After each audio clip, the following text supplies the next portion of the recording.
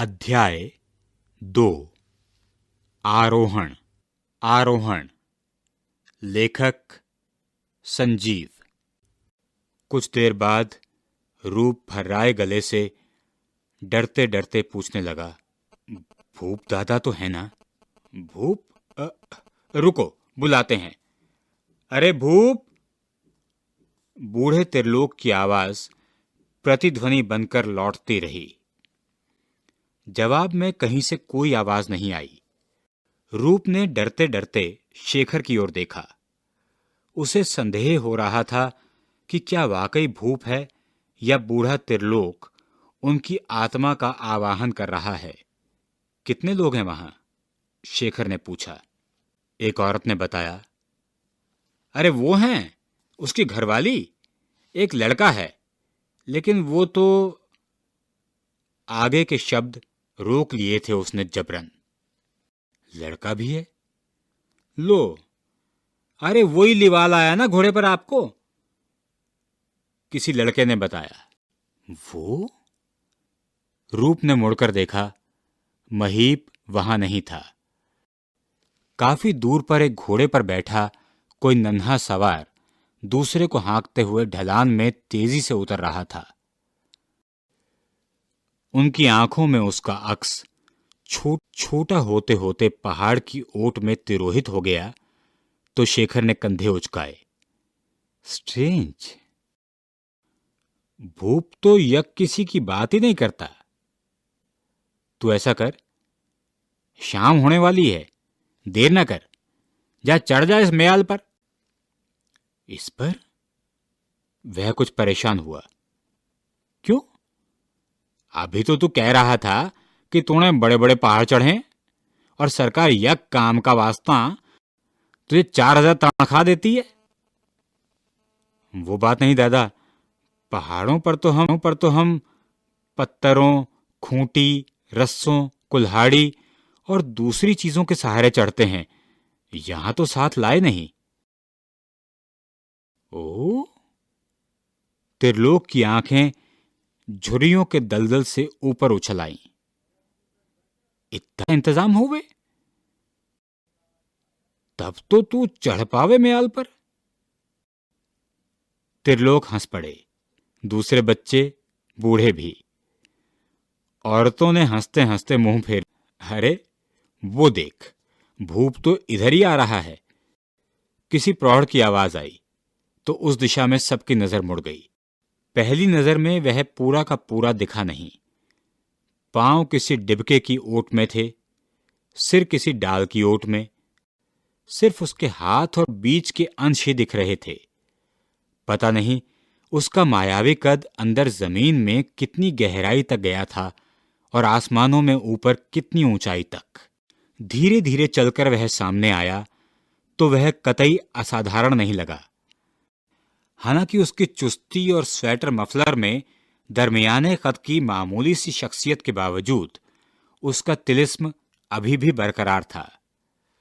गोरा चिट्टा चित्तीदार चेहरा, मानो ग्रेनाइट पत्थर को तराशकर गढ़ा गया सख्त लंबोतरा चेहरा।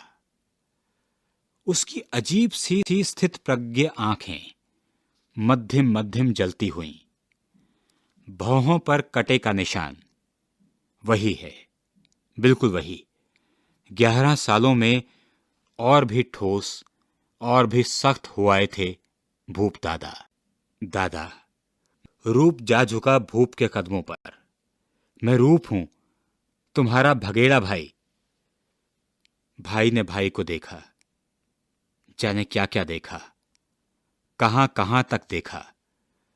फिर देखते देखते नजरों की बर्फ पिघलने लगी। कब आया? अभी? अकेले? नहीं, ये है मेरे साथ।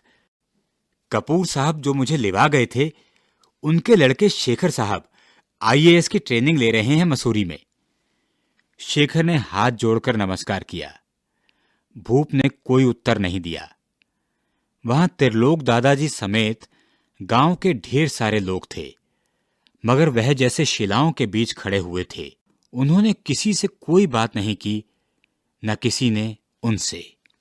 भोला, अर्थात अनुज। चल गया यार, अर्थात घर। चल कहकर उन्होंने दोनों के बैग कंधे पर डाल लिए और बिना उनकी सम्मति का इंतजार किए, बिना इधर उधर नजर डाले वापस मुड़ गए। शेखर ने धीरे से रूप के कान में कहा, गोया यह हमारा बेस कैंप था और हिमांग हमारा डेस्टिनेशन। रूप ने होठों पर अंगुली रखकर उसे चूहल करने से मना किया। ऊंचे हिमांग की तलहटी में छोटे से भूखंड पर बसा वह गांव किसी आदम गांव सा लग रहा था। खड्ड, झाड़, झंखाड़, बगल में बहती सूपिन का शोर, बीच बीच में बादल के टुकड़े आ जा रहे थे जिनसे आंख मिचौली खेलता उनका वजूद फिर से मायावी लगने लगा था।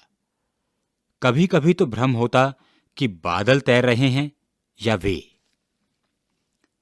चढ़ाई शुरू हो गई थी, प्रायः खड़ी चढ़ाई। पहले तो पेड़ और पत्थरों के सहारे चढ़ते रहे वे, फिर रुक गए। क्या हुआ, आगे नहीं चढ़ पा रहा है? भूप ने ऊपर से पूछा। बस इतना भर पहाड़ीपन बचा रह गया ही है ना? फिर से नीचे उसके पास आए। उन्होंने गले के मफलर की मजबूती परखी, फिर उसे कमर में बांधकर दोनों छोरों को दिखाते हुए कहा, भुला, ले पकड़ इसको। फिर उन्होंने शेखर की ओर देखा जो और भी नीचे खड़े हाँफ रहा था। पहले इसे चढ़ा लें, फिर आपको। शेखर ने हामी भरी। अब भूप आगे आगे चढ़ रहे थे। उनकी कमर में बंधे मफलर के छोर को पकड़े पकड़े रूप पीछे पीछे। बाप रे, बिना किसी आधुनिक उपकरण के सिर्फ पेड़ों पत्थरों के नाम मात्र के सपोर्ट पर शरीर का संतुलन बनाते हुए चढ़ना। बीच बीच में रुककर हिदायत भी देते जाते थे। देख, ए थई मजबूती से पकड़ी के राखी, इन न हवा कि गिर गैल सूपनी मां। अर्थात देख, इसे मजबूती से पकड़े रख, ऐसा ना हो कि जा गिरे से सूपिन में। भूप दादा सांप थे, छिपकली थे, वन मानुष थे या रोबोट थे, वह जिस धैर्य, आत्मविश्वास, ताकत और कुशलता से मांसपेशियों और अंगों का नायाब उपयोग कर रहे थे, वह उसके लिए हैरत की चीज थी। फिर अकेले का भार मात्र होता तो भी एक बात होती, वह तो खुद के साथ साथ उसे भी खींचे लिए जा रहे थे। 12 वर्ष पहले ठीक इसी तरह ढलान के ऊपर ले आए थे उसे। घंटे भर लगे ऊपर पहुंचने में। उन्होंने वहीं से किसी को आवाज दी, शायद उन लोगों के आने की सूचना। फिर जवाब की प्रतीक्षा किए बगैर उसे हाँफता हुआ छोड़कर शेखर को ले आने के लिए नीचे उतरने लगे। देखते ही देखते हिमांग पर छाए बादलों में अदृश्य हो गए वो। ऊपर रूप ने देखा कि पहाड़ की पीठ पर कुछ दूर तक जमीन प्रायः समतल बनी हुई थी, जिसमें मकई की फसल खड़ी हुई थी। क्षेत्र के चारों ओर सेब और देवदार के पेड़ थे। सेब के पेड़ों में तो फल भी लगे हुए थे। पेड़ ज्यादा दिनों के नहीं थे, यह देखने से ही लग रहा था। उसने गौर किया, ऐसे ही पेड़ नीचे भी कुछ दूर तक फैलते चले गए थे। पूरे क्षेत्र की परिक्रमा करता हुआ वह आधी दूरी तक पहुंचा होगा कि उसे एक गुफानुमा आश्रम दिखा। उसी के बगल में 2 छानी अर्थात छप्पर का झोंपड़ा भी। यही घर है शायद। एक छप्पर के नीचे एक औरत खड़ी थी, नाटी, गोरी, जवान, चुस्त और लाल, फुल स्वेटर में। वह उसे हैरानी से घूर रही थी। उसने अनुमान लगाया यह भाभी हो सकती है, मगर झिझकवश आगे बढ़ गया। आगे हिमांग के ऊपर वाले अंश से कोई झरना झर रहा था, जो खेतों से गुजरते हुए सूपिन में गिरता था। हवा से बर्फीली शाम की ठंडक बढ़ गई और देखते देखते कोहरा इतना घना हो गया कि लगता था पृथ्वी पर पहाड़ की इस पीठ को छोड़कर बाकी कुछ भी नहीं, कहीं भी नहीं। शेखर को लेकर आ गए थे भूप। आते ही उन्होंने भाभी देवर के बीच संवादहीनता की जड़ को ताड़ लिया और बोले, रूप, तेरी भाभी अर्थात भाभी। रूप ने आगे बढ़कर उस औरत के पांव छुए। बूंदाबांदी शुरू हो गई थी। पति पत्नी गृहस्थी के सामान को समेटने में लग गए। रूप और शेखर गुफा में बिछे पटरों पर ही लेट गए। रूप, शेखर ने पुकारा। यार, it was a rare experience. हाँ, वो तो महीब घोड़े वाला लड़का तेरी इन्हीं भाभीश्री का लड़का है। बताया तो यही गया।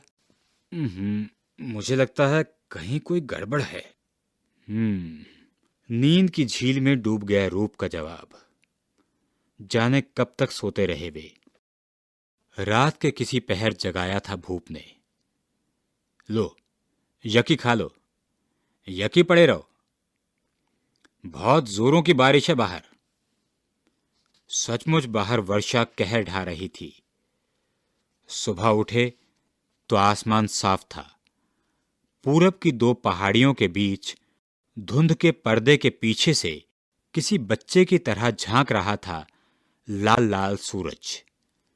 धुंध अरुणाभ हो रही थी। धीरे धीरे छंटी थी कुछ धुंध। नीचे झांकने पर माही के छोटे छोटे घरौंदे अजीब से लग रहे थे। भूरे पानी के गहरे ताल में पड़ी मछलियों, सीप, घोंगे की तरह हल्का सा आभास मात्र हो रहा था इन सब। भाई से मिलकर कैसा लगा रूप? शेखर ने एकांत में पूछा। भाई, बस थोड़ी सी ही धुंध छंटी है अभी। कहते हैं लियोनार्दो दा विंची ने पहाड़ को देखकर कहा था, मेरी मोनालिसा यहां है, मगर इसे पाने के लिए मुझे ढेरों पत्थर मिट्टी के मलबे हटाने हैं। तुम्हारा भाई भी इस पहाड़ में है। मोनालिसा नहीं, साक्षात शिव। मगर उस तक पहुंचने के लिए ढेरों मलबा हटाना पड़ेगा तुम्हें अभी। रूप कुछ बोला नहीं, चुपचाप टहलता रहा। नाश्ते पर पहली बार सब साथ बैठे, आग के गिर्द। भुनी हुई मक्के की बाल और चाय। भाभी सेंक सेंक कर दिए जा रही थी। वे नमक और मिर्च के साथ चबाते जा रहे थे। यहां इस पहाड़ पर कैसे आना पड़ा दादा? मलबा हटाने की रूप की एक अदद कोशिश। यहां? भूप ने मक्के से हाथ को गर्म करते हुए जैसे पीछे दूर तक देखा। आज इतने वर्षों बाद यही पूछने के लिए आया है? मुझे और शर्मिंदा ना करें तो सुन भूला, तूने सिर पर पहाड़ टूटने की कहावत तो बहुत सुनी होगी। सुनने में बहुत भारी नहीं लगती, लेकिन इसकी सच्चाई तो वही जाने जिस पर सचमुच का पहाड़ टूटा हो। भाभी और भुने हुए भुट्टे दे रही थीं। उन्होंने मना कर दिया। तेरे जाने के बाद अगले साल बहुत बर्फ गिरी। ये हिमांग पहाड़ उसका बोझ ना उठा सका, धसक गया और अपने 30 नाली खेत, मकान, मां, बाबा सब दब गए मलबे में। मैं ही किसी तरह बच गया। छानी पर था, इसलिए वहीं से तबाही देखी थी मैंने। लाचार, असहाय तू होता तो पहाड़ का मलबा क्या था, पहाड़ तक हटा लेते दोनों भाई।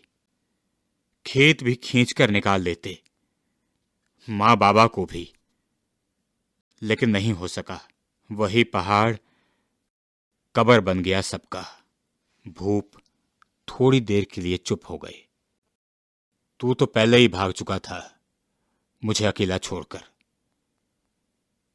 फिर मैं बहुत भटका, बहुत छटपटाया, लेकिन कहीं सहारा ना मिला। सहारा देता भी कौन? सभी अपने अपने से ही तबाह। 10-10 किलोमीटर तक जगह जगह धंसाव हुए थे। रास्ते बदल गए, नदियां बदल गईं, इतनी बड़ी तबाही हो चुकी थी और मैं खिसियाई आंखों से इस हिमांक को देखा करता। मौत की तरह फैला हुआ म्याल। भाभी चाय दे गई थी, दूध के अभाव में लाल चाय। भूप ने पहले गिलास की चाय में भाप से अपनी पनियाई आंखों को सेंका, फिर गिलास को दोनों हाथों में दबा लिया। पता नहीं किस आत्मीय ऊष्मा की तलाश थी उन्हें। वे हैरान हो उनकी इस विचित्र लीला को देख रहे थे। तुझे बचपन में बाबा की सुनाई गई कहानी याद है? वे रूप की ओर मुखातिब हुए तो उनकी आंखें कुछ ज्यादा ही चटक हो आई थीं। वो एक नन्ही चिड़िया वाली जिसे गीध ने कहा था, मैं तुझे खा जाऊंगा। नहीं, खैर, मैं याद दिलाता हूं। गीध के ऐसा कहने पर चिड़िया डर गई। पूछा, क्यों? गीध बोला, इसलिए कि तू मुझसे ऊंचा नहीं उड़ सकती। यह अजीब जबरदस्ती का तर्क था। नन्ही चिड़िया ने धीरज धरकर पूछा, और अगर मैं तुझसे ऊंचा उड़कर दिखा दूं तो? गीध उसके बचकानेपन पर हंसा। तो नहीं खाऊंगा। फिर तो दोनों में ठण गया मुकाबला। गीध के सामने भला उस नन्ही चिड़िया की क्या बिसात। लंबे लंबे डैने फहराए और उड़ गया ऊपर ऊपर और ऊपर। चिड़िया डर गई, फिर भी उसने धीरज ना छोड़ा। ऐसे भी मरना है, वैसे भी, तो क्यों ना मौत से दो दो हाथ करके ही मरूं? कम से कम मरने का मलाल तो नहीं रहेगा। फिर तो पूरी ताकत लगा दी उसने उड़ने में। लगा कि प्राण ही निकल जावेंगे। जान पे खेल गई चिड़िया और सारी ताकत लगाकर उड़कर जा बैठी गीध की पीठ पर। गीध अपनी बेहिसाब ताकत के हुरूर में उड़ता रहा, आकाश से भी ऊंचा। लेकिन चिड़िया को अब कोई डर न था। वह हर हाल में उससे ऊंचाई पर थी। मौत की पीठ पर ही जा बैठी थी जो। कहानी खत्म करके अपने सामने के मंजर को देखने लगे भूप। उन्होंने बीड़ी सुलगा ली, दो एक कश खींचे, फिर बोले, तो भोला, इसी तरह मैं भी आ बैठा मौत की इस पीठ पर, उसी की जिसने मेरा सब कुछ निगल दिया था। धीरे धीरे मलबा हटाता रहा यहां का। थोड़ी बहुत खेती शुरू करी। अकेला अकेला लगा तो एक औरत ले आया नीचे से। कौन? शैला? रूप चौकन्ना हो उठा सहसा। हां, अभी तक तुझे याद है? इस बार भूप के चौंकने की बारी थी। एक क्षण को वह तराशा हुआ चित्तीदार चेहरा स्निग्ध होता सा लगा। फिर उस पर एक नामालूम सी धुंध छा गई। शैला के आने से खेती फैल गई। बर्फ जमी न रहे सो हमने खेतों को ढलवां बनाया। मगर एक मुसीबत, पानी कहां से आए? एक दिन पानी की खोज में हम चढ़ गए इस हिमांक के साबुत ऊंचे हिस्से पर। वहां हमने देखा कि एक झरना यूं ही उस तरफ सोपिन में गिर रहा था। उसे मोड़ लेने से पानी की समस्या हल हो सकती थी, मगर बीच में ऊंचा था, यानी कि पहाड़ काटना था। हमने क्वार के दिन चुने, जब रातों को बर्फ जमने लगती थी, दिन को पिघलने लगती थी, मगर थोड़ी थोड़ी, यानी इतना भी नहीं कि धार तेज हो, इतना भी नहीं कि बर्फ जमकर सख्त हो जाए। बड़ी मेहनत की हम दोनों ने, मगर झरने को मोड़कर लाने में सफल हो ही गया। जाड़े में तो जम जाता होगा, फिर बर्फ से ढक जाता होगा यह सब। शेखर ने पूछा। अभी जम गया जी, भूप ने कहा, लेकिन गर्मी पाएगा तो पिघल जाएगा। ये पेड़ लगा रखे हैं ना, काफी लकड़ी जमा कर लेते हैं। 24 घंटे आग जलती रहती है, बर्फ से आग को भिड़ा देते हैं। मगर भाभी गई कहां? मेरा मतलब शैला भाभी। वो ही तो बता रहा था कि तेरी भाभी के आने से खेती का काम कैसे बढ़ता गया। काम हम दोनों के बूते का ना था। फिर उसको बच्चा भी होने वाला था, तो हम ले आए दूसरी औरत।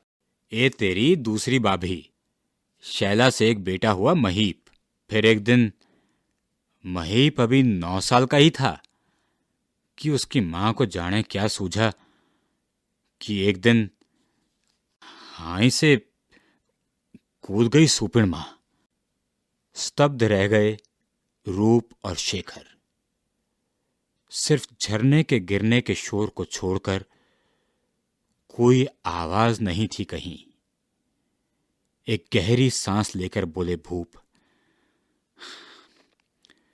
तब से बेटा जो नीचे उतरा तो फिर ऊपर नहीं आया। मैंने लाख मनाया, फिर भी कल भी उसे आया देखकर ही नीचे उतरा था। उसके पीछे पीछे दूर तक गया, मगर उसने सुनकर भी नहीं सुना, देखकर भी नहीं देखा। लौट गया घोड़ी को भगाते हुए। मुझी को गुनाहगार समझता है अपनी मां की मौत के लिए। चाह भूप की दूसरी पत्नी ने शायद विषयांतर करना चाहा। अरे रहने दे, ये साहब लोग हुए ना, काली चाह नहीं पसंद करते। आप एक भेड़ या बकरी तो रख ही सकते थे, उन्हें चढ़ने चढ़ाने में मुश्किल भी नहीं आती, दूध भी मिल जाता। पाली थी ना। दिख तो नहीं रही। धुंध काफी कुछ छंट चुकी थी। अब समझ में आया कि भूप दादा ने कल क्यों बात नहीं की माही वालों से। रात की बारिश से भीगी सलेटी मिट्टी पर सुबह की आलोक छाया में चलते हुए नीचे पसरी घाटी को दूर दूर तक देख रहे थे वे। उनके पीछे हिमांग का बाकी साबुत पहाड़ था, जिससे नीचे उतरता झरना हिमायत होकर चांदी की राह सा चमक रहा था। इतनी ऊंचाई पर और इतनी ठंड में उसका जम जाना लाजिमी था। वे हिम के पिघलने का इंतजार कर रहे थे और रूप और शेखर उनके अंदर के हिम के पिघलने का इंतजार। आखिर दोनों ही पिघले। तू गया, तेरे पीछे मां गई, बाबा गए, फिर शैला गई, सबसे आखिर में महीप भी चला गया हमें छोड़कर। वे रुक रुक कर बोलते हैं। तू कहेगा चढ़ सिर्फ मैं रहा था, बाकी उतर रहे थे।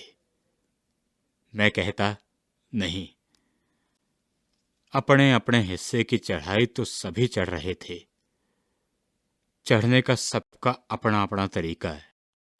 थोड़ी देर तक हिम के पिघलने को वे यूं ही देखते रहे, फिर फावड़ा उठाकर किनारे के कटाव को ठीक करने चल पड़े। इस समय वे अकेले थे। उनका यह रूप उन दोनों में दहशत भी भर रहा था, सम्मोहित भी कर रहा था। उफ, कितने अकेले लग रहे हैं भूप दादा इस वक्त, रूप ने धीरे से कहा। ऊंचाइयां तन्हा भी तो करती हैं, शेखर ने कहा। कटाव की मरम्मत कर आग के पास फिर लौट आए थे भूप। भूप सिंह, एक बात पूछूं? शेखर ने उन्हें देखते हुए कहा। पूछो। आप पहाड़ हैं या पहाड़ पर चढ़ने वाले? हम? आपको क्या लगता है? दोनों ही। हंस पड़े भूप, शायद पहली बार। बोले, हम कहाँ के पहाड़ हुए भुला, हम तो चढ़ने वाले ही हुए। दादा, रूप का गला भर आया। बहुत दुख झेले आपने, बहुत। दुखों का पहाड़ लेकर चढ़ते रहे पहाड़ पर। अब बस करो, मैं तुम्हारा छोटा भाई तुम्हें अपने साथ लेवा जाना चाहता हूं। मुझे सरकार की ओर से पक्का क्वार्टर मिला हुआ है। जितनी तनख्वाह मिलती है उसमें आराम से रह लेंगे हम सभी। भूप गंभीर हो गए। ना, हां कहा, ना, ना। एक बार चलकर देख तो आइए कि आपका भोइला कैसे रहता है।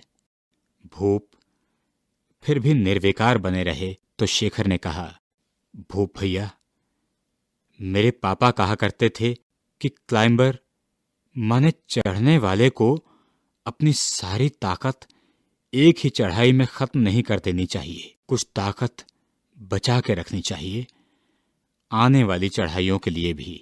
आइए साहब, वो आपके बाबा का तरीका होगा, शौकिया चढ़ने वालों का तरीका। मेरे बाबा का तरीका तो वो ही है, गीत और नन्ही चिड़िया वाला। जहां जिंदगी और मौत में जंग छिड़ी हो, वहां बैलों की डकार में अधूरा रह गया वाक्य। ओह, इन बंदों को तो मैं भूल ही गया आज। भूप को जैसे उनकी सुधि अब आई हो। फिर जोर से बोले, सुन लिया, सुन लिया। रूप और शेखर ने एक दूसरे की ओर हैरान होने वाली नजरों से देखा। तो बैल भी हैं यहां, मगर ये आए कैसे? बैलों को बाहर धूप में निकालकर बांधा भूप ने। छोटे नाटे पर पुष्ट बैल। उनकी पत्नी ने भोजन बनाना छोड़कर हाथ में घास लाकर डाल दिया उनके सामने। भूप भैया, ये बैल कैसे आए यहां? शेखर ने पूछा। कैसे आए? आप ही बताओ जी। सुना बड़ा मैंड अर्थात माइंड रखते हैं आईएएस वाले। शेखर कुछ इस कदर पराभूत था कि भकुआ गया। अजी, कंधे पर ढोके ले आए इन्हें। और कैसे? भूप ने कहा। कंधे पर? इन्हें? क्यों? मैं अपनी 2 औरतों को कंधे पर लाद के ला सकता हूं, आप दोनों को ला सकता हूं, इन्हें नहीं ला सकता? अजी देखो, इतने बड़े बैल तो चढ़ नहीं सकते ना, सो नीचे से एक छोटा बछड़ा ले आए पहले, फिर दूसरा, फिर वे हयाई पलकर बैल बने। लेकिन ये नीचे कैसे उतरेंगे? भूप ने कोई जवाब ना दिया। हंसुए से मकई की डंठलों को काटते रहे। हंसुए से मकई की डंठलों को काटते रहे। ये पहाड़ कभी भी धंस सकता है। मालूम है। उनका यह छोटा सा वाक्य बेहद ठंडा था। बहुत देर तक मंडराता रहा उसका आतंक। यह तो सरासर खुदकुशी है। तुम कहते हो खुदकुशी है, मैं कहता बचने का मुकाम। दादा, इन्हें देखकर आपका अकेलापन और गहरा गया हमारे सामने। आप समझते क्यों नहीं कि आपने औरों से खुद को काट लिया है? रूप की आवाज भर्रा रही थी। मैंने? ना। पिछले साल गर्मियों में नीचे आग लगी। इसी झरने को मोड़कर बुझाई थी हमने आग। अबे कल ही नीचे नहीं गया था। मगर आपने किसी से बात तो नहीं की? नी की। दुख था, लेकिन देवता जानते हैं जो कभी उनका बुरा सोचा हो मन में। यहां जहां हूं, बुरा सोचूंगा भी कैसे? मुझे तो सभी पर दया आती है यहां से नीचे देखने पर, मगर यहां आप अकेले हैं। कौन कहता है अकेला हूं? यहां मां है, बाबा है, शैला है, सोए पड़े हैं सब। यहां महीप है, बल्द हैं, मेरी घरवाली है, मौत के मुंह से निकाले गए खेत हैं, पेड़ हैं, झरना है। इन पहाड़ों में मेरे पुरखों, मेरे प्यारों की आत्मा भटकती रहती है। मैं उनसे बात करता हूं। दादा, ये सब देख देख कर, सुन सुनकर मेरा कलेजा मुंह को आ रहा है। अभी से भी बची खुची जिंदगी के साथ इंसाफ किया जा सकता है। भूप ने अपनी भीगी पलकें ऊपर उठाई तो वे अंदर चल रही थीं। बहुत इंसाफ किया तुम सभी ने मेरे साथ, बहुत। अब माफ करो भोइला, मेरी खुददारी को बख्श दो।